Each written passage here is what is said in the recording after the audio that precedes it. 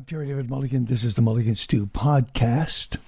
It's the first of a number of archive interviews we've dug up that have a life. They actually reveal something of the people we're talking about, even though some of them are 10 or 15 or 20 years old. I wish I could find my Frank Zappa interviews and my Janis Joplin interviews and my Keith Moon interview. Oh my God, never mind. Anyway, this one is Billy Joel, just a kid from Long Island who struck it big, who made it in the world of music. I did a piano special a while ago, and we were talking about how piano can be one of the centerpieces of rock and roll, and that very few pianists ever become singers, songwriters, leading bands, and having hits playing piano. There's Elton John. There's Billy Joel. There's Leon Russell. I mean, there's a handful, but not many. Not like the guitarists.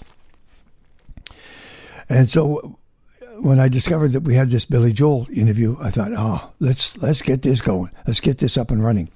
Let me take you to, I must have interviewed Billy before because we were familiar with one another. I just can't remember the first one. Billy Joel, of course, is in the Songwriters Hall of Fame, the Rock and Roll Hall of Fame, Kennedy Center Honors, plays Madison Square Garden a week or two or three at a time, depending on how many people are lined up outside. And he continues to tour the world. And a true singer, songwriter, balladeer, almost like in the sense of Burt Bacharach, just doing it all and moving around, doing different forms. But he still comes back to rock and roll as always. Now, time-wise, I'm thinking after listening to the interview that this was around, I think it was Stormfront, 1988, produced by Mick Jones from Foreigner. We Didn't Start the Fire, I Go to Extremes, and So It Goes. The Downeaster Alexa got nominated for 5 Grammy Awards. Now, he's been nominated 25 times. He's won 5, but didn't win for this album. He was influenced by Peter Gabriel's Sledgehammer. One of the songs, Shameless, was covered by Garth Brooks, and it became a #1 country hit. At the time, he was still married to Christy Brinkley, had some serious management problems, but he was on the road and talking to me in Vancouver. One of the things I like in this interview that is timeless is Billy talks about songwriting, which is a very personal thing for some songwriters. And he talks about how he dreams many of these songs. Some of them he forgets, some he remembers. He talks about that. The interesting thing is that the next album was called River of Dreams, which is what it was. Here's a conversation, 1988, 1989, somewhere in there. Billy Joel in Vancouver. One of the first of several archive interviews what we're going to reveal for one of the first of several archive interviews that we're going to present on the Mulligan Stew podcast. We found one on Los Lobos, found Sarah McLachlan, who's next week. I think we found some new David Bowie. And we have a very, very special interview for the 200th episode, which is coming up in a couple of weeks. I won't tell you who it is yet. I will when we get close, I promise. We're just working on it now. Just a reminder please consider, and as always, please consider subscribing to the Mulligan Stew podcast on Spotify, Google Play, Apple Podcasts. And then it comes to you each and every week. Voila, like valet parking. The audio version of valet parking. I thank you for doing this. Be careful out there. Safe. Happy Valentine's Day. It's coming. Happy Super Bowl. All of those things and more. Thank you.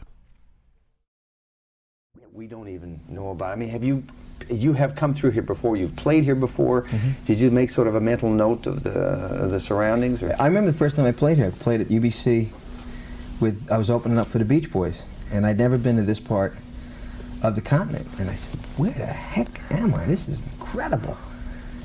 And we had been on tour with the Beach Boys, I don't know, 2 years, and we were kind of stealing the show after a while. Because Beach Boys, some nights are great, some nights they were tired. That particular night we were like on, and everything just clicked. And I said, this is a great place. And every time we came back here, we looked for. I would always make sure that we had at least a day or two off in Vancouver every time we come to this town. And I just love it. I come back and I rave to people. It's this place called Vancouver. You never hear about it in New York. It's like real low key. Up until recently, when they started doing all this TV and movie production stuff. And even, you know, when I got married to Christy, I said, you got to go to this town, Vancouver, with me. You got to go. Yeah, sure, Vancouver. Yeah, right. I mean, and I'd been through here on the road since we'd been together. I said, come on up to Vancouver. I'm going to play Vancouver. No, I can't. I got to do this. I got to do that. Then she sees this movie, Cousins, I think it was, with Ted Danson, which was filmed in BC. Yeah. And she's looking at the movie. She's going, oh, where's that? It's beautiful. I said, British Columbia. She goes, oh, that's where Vancouver is. Yeah, that's what I've been telling you about. Oh, we got to go. Let's move there, you know. So, unfortunately, I'm packing. She's packing our apartment right now. I'm moving. Sting bought my apartment. Thank you, Sting. In Manhattan, and he's moving in, and we're going to move out. So she's there doing all the inventory and stuff. And she was originally going to come, but we may come back. Yeah. And hopefully she'll come. You know, in 2 weeks or so, when we come back. What is it? Is it good for the heart? Good for the soul? It's good for the soul. It's good for the mind. It's good for the heart. It's good for the eyes. I mean, the scenery's beautiful. The air smells good. The architecture is nice. The people are great. There's great food. You can get out of town real easy. You can be in town if you want. It's just it's a different kind of place. It's its own thing. I sound like a city booster here. I love this city. And you know, I've gone to cities and people go, well, what do you think of our town? Now, part of me is going, what do you think I'm going to say? I hate it, you know? And of course I'm going to say, oh yeah, it's nice here. But I've been to places that I didn't like, and I said, oh, it's great, you know, just so that I didn't hurt anybody's feelings. But I love it here. If everybody starts coming here, then it won't be Vancouver anymore. Huh? We can't keep people out. Hey, that's your problem. Yeah, I know. No, I mean, I've said at the end of concerts, hey, don't let them screw this city up. You know, you got a great thing here. Don't let them mess it up. You know, I wouldn't want to be one of those transients, show business transients who shows up and, you know, hey, lives, you know, live part of the time. And when I live somewhere, I'm going to live somewhere. Right now, I live on the east end of Long Island, near the ocean, because I'm an ocean guy. I'm a fisherman and all that stuff. But this, I was saying before, this is my idea. We're thinking about, you know, U2 rents a castle to record. Okay, Julian Lennon leases a chateau to record. The Stones go to Montserrat. Everybody does all this rock star stuff when they're recording. And I always record in New York, you know. It's like a factory. Here's the studio, got material, okay, let's go in, okay, play the record, okay, fine, done. And I said, why don't we do something different? And first it was Paris, that came up, and then Barbados came. I said, I want to go to Vancouver. Everybody's looking at me like, where? I said, Vancouver. Why? Why do you want to go to Vancouver? I said, I like it there. I want to get out of New York. I want to go to Vancouver. And then I got here, everybody was like giving me five. Hey, good move, all right, this is a good move. Now I feel like, ha ha ha, you know, I told you. Now the studios are jammed. We got Aerosmith and all this stuff, so you ended up at Brian's place. Yeah, Mick knew Brian because Brian had done some touring with him, and called him up, said, what's going on with studios? And we found out there's a lock on studios with a couple of bands. Yeah. And then Brian said, why don't you use my place? So we went, what? You know, what place? He said, I got a studio in my house. So we said, oh, great, let's check it out. I've got to do vocals. This is the point of the album where I usually do most of the vocals on the basic track takes. That's early on in the album. 70 to 80% of the vocals that you hear on my records are all done live with the basic track. But this time, we had a little more difficulty. We took a little bit longer to do the tracks, and I've had to do a lot of overdub vocals. And I don't feel comfortable just singing, just without a piano. I feel silly just standing there. I don't know what to do with my hands. Everybody's looking at me. I just feel weird. But this was a real comfortable place to do it. We're getting a lot done, and we're knocking them out. First album in many, many, many years without Phil Ramone. Yeah, Phil's done all my albums since '77. So this was a different project just in the fact that you had somebody else on the other side of the glass. Yeah, actually, a lot of the production with Phil was always co-production, but it was called Phil Ramone, you know, produced by Phil Ramone. And I knew this album, I wanted to work with somebody different. Not that I wasn't happy with Phil, I just wanted to do something different. And it was going to be a co-production. It's like, who do I think I can work with? And I spoke with Eddie Van Halen, talked to people about Mutt Lange. The funny thing was, Mick Jones' name kept coming up. Like, Mick had worked with all these different people. I said, why don't I just talk to Mick? I'd met him. He lives out in the East End of Long Island, too, where I live. I see him in New York all the time. We have friends in common. I called him, I said, you want to do something? He says, yeah. You know, we got together, we found out we hit it off. Yeah. And he's a songwriter, like myself. He's a musician like myself. We have a lot in common. We also see things differently. I think the 180 degrees we are from each other, double makes 360. So we've got a complete thing going. It's been really a lot of fun. The main point of making this album was I just wanted to have fun, because it shows on a record when you're having a good time. The fact that you were looking at Eddie, at least considering it, Mutt, and the rest of them, and Mick, all of them are known for having an edge to their own music as well. Does that indicate what this album's going to be like? Well, I was looking for partially that. I've always gone at albums from a band approach. I always like having feeling like I'm a band, and I'm with other musicians. We're a band when we go in. I just happen to sing and write the songs, but I wanted to work with somebody who was more band-oriented this time, and that's why I spoke with Eddie, and I spoke with a couple of other people. Timing didn't work out for these other people till I ran into Mick. I said, "Hey, great!" And his timing worked out to be just right. Good. Any other projects we can watch from you? Things that are in the works or already been done? That will any soundtrack stuff like that? No. How long have they been trying to get you into movies? For years. They've been throwing scripts at you. Do you think you'll ever do that? How do you know about that? I just do. I just do. They send scripts to me. I don't know why.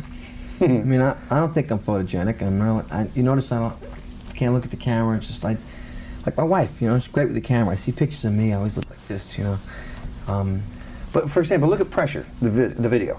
I thought that you really came into your own there. Well, I think I had a good director. I mean, any successful videos I've had, I have to credit. You know, luck with the director and a good crew, and because I'm like notoriously camera shy, and to get me to do things is really tough. I'm just camera shy. But Russell Mulcahy is a brilliant director. He's crazy. You know? Your life is good? Yeah. You're a lucky guy. Very lucky. Yeah, I'm a real lucky guy. You know, I get to come here on my job. You know what I mean? Yeah. And it's not a convention. You don't have to wear a hat, a shiner. You know, I don't have to hang out and hear business speeches. I mean, I had a great gig. It's a great gig. Yeah. So when does this come out? Well, I was hoping to be able to hand the record in at the end of June. We may go into July at this point, but we're not that far off. It's been about 2 months or so since we've been started on the project, and it kind of overlapped Mick's album. He was making his own solo album. So he's been working on his project a little bit, and but he's finished now. So we're going to just be full steaming ahead. And do you show up in his solo album? I played the piano. Okay. On this song called "Save Me Tonight," and there's another song, "I Just Want to Hold You," which is a great track. Great track. I got a piano part in there too. But hopefully the album will come out. I don't know. Labor Day. Okay. If I can hand it in on time. It's been a long time since I put out a studio record. It's true. That whole experience in Russia was amazing. It was amazing. Yeah, it was incredible. It really was. You going back? I'd like to. It's tough to go because they don't pay. They give it to you in iron ore, don't they? You get your residuals. And they might as well, because when you get paid in rubles, you can't take the rubles out, and you can't buy anything with the rubles there. There's nothing to buy. But I mean, just the people alone, that's where the payback was. The people are just so great. They love pop music. They love everything about, you know, young people over here. They're fascinated with our way of life. And when they look at you, they're seeing America. I think they're seeing New York is what they're seeing. Yeah. Because a lot of them didn't understand my English. You know, что? You know, a lot of that. I study English. I don't know your dialect. You know? What is it? It's a nice day. I want to ask you a very basic question about songwriting. Mick was saying that he writes best on demand. You know, he'll demand of himself, and it will come. Mm-hmm. With you, when it comes out of the air, do you write it down? How do your tunes come? It comes all different ways. Sometimes I think, to tell you the truth, it comes in a dream, because I don't dream. I know people dream stories. Yeah. You know, somebody was chasing me, or I was flying, or I was swimming. I dream abstractions. I dream in music, and what happens is 4:30 in the morning I'll wake up. This is great. This is incredible. It's so good. I don't have to even write it down. I know I'll remember it. Then I'll go back to sleep. At 8 o'clock I will have woken up and forgotten. I know you ticked. Yeah, I'm really ticked. I should have written this down. I should have written this down. But what happens is, when I'm trying to write, sometimes what we would call inspiration, I think, is the reoccurrence of a dream that's been in there. And when it comes really, really fast and it's a great idea and it's almost complete, and you go, I don't know where that came from. I think it was in there all the time and it just reoccurred to you. That's a lot of the way I do writing. It's just, they're just dreams that reoccur. And trust in yourself to somehow it will come out. Yeah, I don't mean the lyrics are there. I mean musically and rhythmically and sound-wise. Yeah. You know, part of the sonic part of it is there. Lyrically, I got to sit down and you know, pound it out. I'm not a message guy. Well, in fact, you are a message guy. You know what? Because if you sit back and you look at your body of work and you just study it, just look at listen to the words, let the music come over you, you reveal a lot about yourself over the course of your work. And you can't help it not. Well, you could do that. I can't really sit there and analyze my own stuff. Too I've close? never been able to. You know, when I'm working on a particular project, then I'm into it, you know, hammer and tongs. And by the time I'm done with it, I really don't go into the self-analysis. I say, I've done it, okay, if it feels good, great. Next. And I don't spend a lot of time thinking about me. Everybody else does. Okay. Okay, there's one final question. We got to deal with this. It's a hard subject. It's a very difficult subject, but we got to deal with it. Chicago Cubs. They're going to win the whole thing. It won't be the Mets. It won't be the Yanks. Is that correct? Oh, I need Come on, I'm from New York. What are you kidding me? No, the Mets are going to do it. Who will they play in the series? Too soon to tell you the truth. It'll be the Jays, right? That'd be nice. I'd like to see an intercontinental series. Sure, definitely. That'd be great. But it will be the Mets. I'm going to say the Mets. I mean, I was hoping the Yankees would come through too. They stink this year. Who knew? But we'll see. Thanks a ton. Days when I go fishing, I mean, it's like I got to just throw myself into it completely. And after a day of fishing, I don't want to go sing. I'll be screaming my head off on the boat. I won't have any voice left. No, that's true. So next time we come back, I think I'm going to try to do it. And you know, I take a day and just, okay, that's fish day. The first of several archive interviews that we're going to present on the Mulligan Stew podcast. We found one on Los Lobos, found Sarah McLachlan, who's next week. I think we found some new David Bowie. And we have a very, very special interview for the 200th episode, which is coming up in a couple of weeks. I won't tell you who it is yet. I will when we get close, I promise. We're just working on it now. As always, please consider subscribing to the Mulligan Stew podcast on Spotify, Google Play, Apple Podcasts, and then it comes to you each and every week. The audio version of Valet Parking. Surprisingly, you can see this Billy Joel interview on the Terry David Mulligan YouTube channel. All of it connected to mulliganstew.ca. Thank you for doing this. Be careful out there. Safe. Happy Valentine's Day. It's coming. Happy Super Bowl. All of those things and more. Thank you.